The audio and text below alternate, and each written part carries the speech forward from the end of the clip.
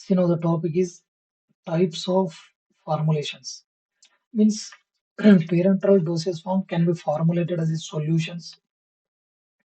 Parenteral dosage forms can be formulated as a solutions.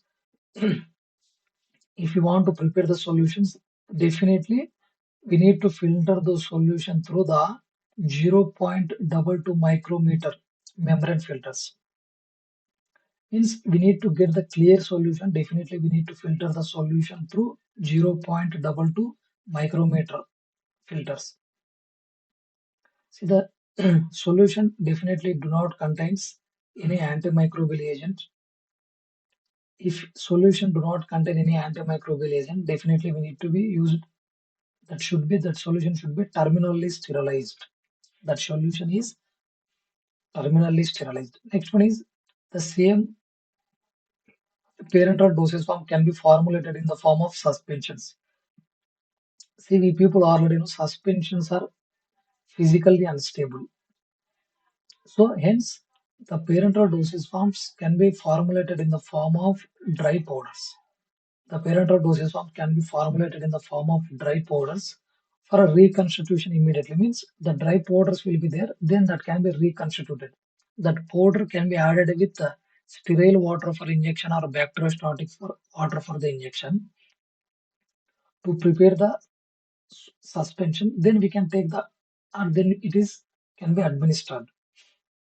Then how we can prepare this sterile dry powder? Nothing but either by freeze drying or sterile crystallization or spray drying.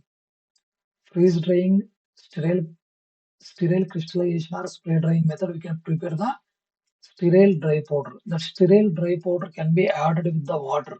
That is sterile water for injection or bacteriostatic water for the injection for the immediate use. Next one is, see, this is a suspension.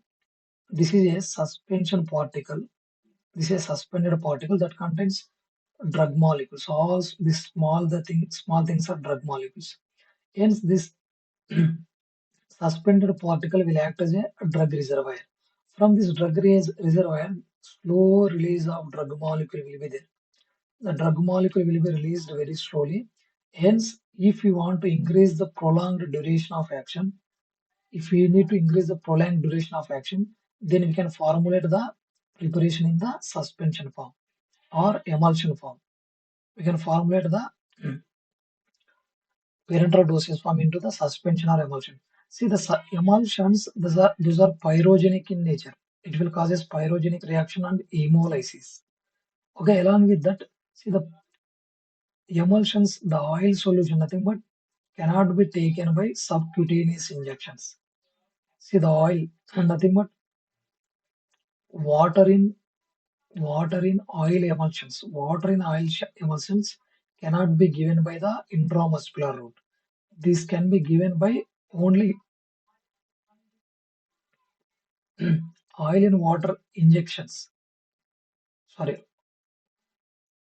water in oil emulsions cannot be given by the subcutaneous route, but this can be given by intramuscular route.